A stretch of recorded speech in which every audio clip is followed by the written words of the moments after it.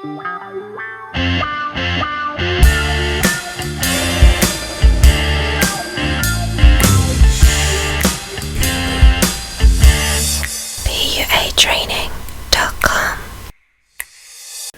guys, so in this video I'm going to talk about first dates. So the first thing is when you actually get the number. Let's try and make it solid, so just 30 seconds on that. When you meet her, have your conversation, get the number, all of that stuff, but try and do some things. Find out her kind of plans for the next week or so, when she's free, and if possible, try and nail down the date, the place, the time, the day, everything in that initial meeting, so you don't have to send me messages, Richard, what do I text her, she doesn't reply and all that, so that you don't have any flakes, so that you're going to get on that first date. When you actually get on the first date, you need to do things so that it goes smoothly, it's not boring, and my advice is different to a lot of guys.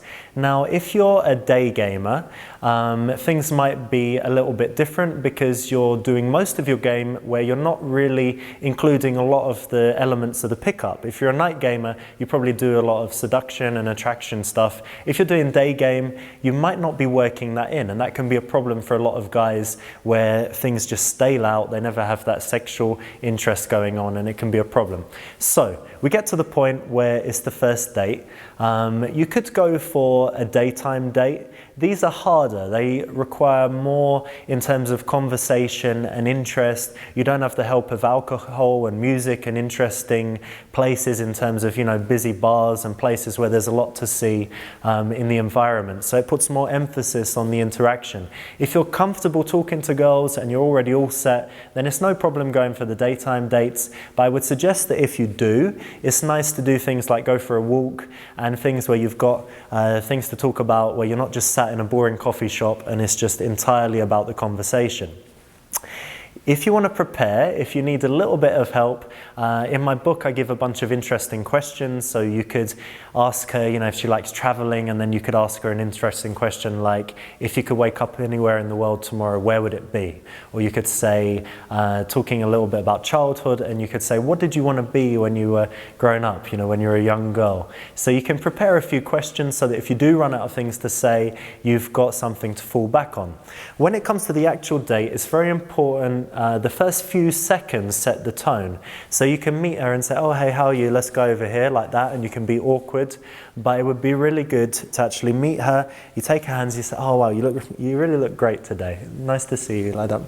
And you give her a kiss on the cheek. And then when you take her, you're leading her. You put your arm around her, you go arm in arm, or you take her hand when you cross roads and things like that. When you open the door, you've got your hand on the small of her back, leading her in, and you're setting the frame that it's a date, it's not friends meeting. So really quickly creating that sexual interest.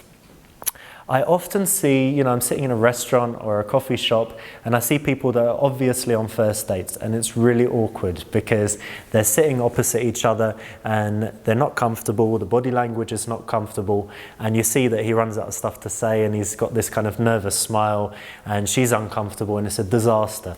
So what I try to do pretty much every time is to meet a girl in the night time. You want to have some cocktails or drinks, find interesting places and stuff going on. If she likes live music, if she likes cocktails, if she likes wine, whatever it is, and you choose a place where there's something interesting. Ideally, you go on that night the week before or earlier that evening and you scope it out. You make sure that it's got a free space that's comfortable. You want a kind of couch like this. You don't want to be sitting on uncomfortable chairs. You want a place where the music is not poundingly loud. You want a place where you can find a spot where you don't have to stand at the bar, etc. So do your homework and figure out where the place is. If you're sitting opposite, it's a lot more awkward. If you're side by side, you can do things where I'm quite lazy, so of course I can keep the conversation going, for an hour with no problem, but I like it when we're sitting side by side and I can just chill out a minute and I can look around the room, drink my drink, look over there. If my phone, I get a message, oh, excuse me a second, I'll just reply to this. And you've got this time when You're just showing that you're very comfortable and you're relaxed, and she gets to just relax in your presence. If you're face to face and you're like, should I look her in the eye and I've run out of stuff to say, it makes you more self-conscious and it's tougher to do that. You can also talk about things in the environment. You're watching people dance or walk around. If you're sitting on a place like outside in the street, or if you're doing something like maybe you're smoking shisha. Again, all of these things are things that kind of take the pressure off, and if you're someone that's not entirely comfortable in the conversation, it will really help. On the first date, you want to include a few elements. So you need to get to know her better. You need to use some connection stuff. It's great if you can make her laugh a little bit, but really the most important thing for me is that feeling of being relaxed. So there should be times when you're talking and then you just stop, and it's cool, and no one's uncomfortable, everyone's relaxed. And there should be some times where, the conversation just naturally breaks and you just look around the room, and you're basically very quickly creating that kind of situation that you'd have only after many months of knowing a girl, where you're just completely relaxed with each other. Of course, at some point in the date, it's time to escalate things, and it can start with what we've got now with, just our legs touching. It could progress to me just resting my hand there, or having some arm-to-arm touching.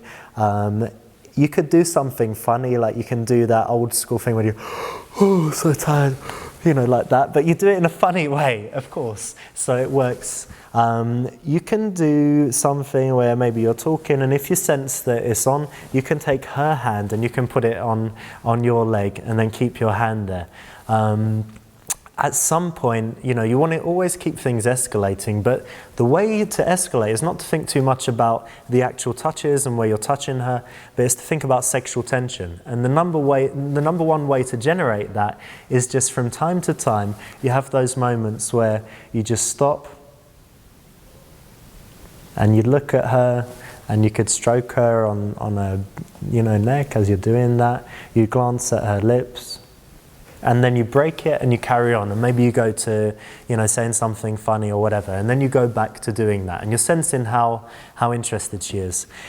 In pretty much 100% of cases, it's going to be acceptable to give her a kiss on the cheek. And I've noticed that I often do that, as the first thing before I kiss her properly. So I might even just do it without saying anything. I just turn and give her a kiss on the cheek, and then a little kind of reassuring rub on the back. She's not going to go, ooh, how could you dare touch me?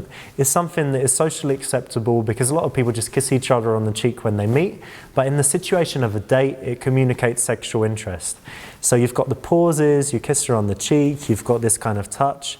And again, you just want to feel that the sexual tension's there, and then you can act on it when you like. So, when it's time to actually go and kiss her, if she's cool with you touching her here, and she's cool with you touching her on the cheek, and you're getting closer like that, and you're at a point where you're about this close, you're going to be fine from that point going for the kiss. Again, if you want to invite her back to the house on the first date, I've got another video on YouTube about that. But you could just say, let's go somewhere else, and you end up at your house. I've got all the ways to do that in the other video. It's up to you if you want to do it on the first date or not. But if you're already in a bar in the night time, it's going to be a much better situation to try that than if you're in the daytime in a coffee shop. So there you have it, guys. Some brief tips on first dates, and I hope you find them useful, and see you soon.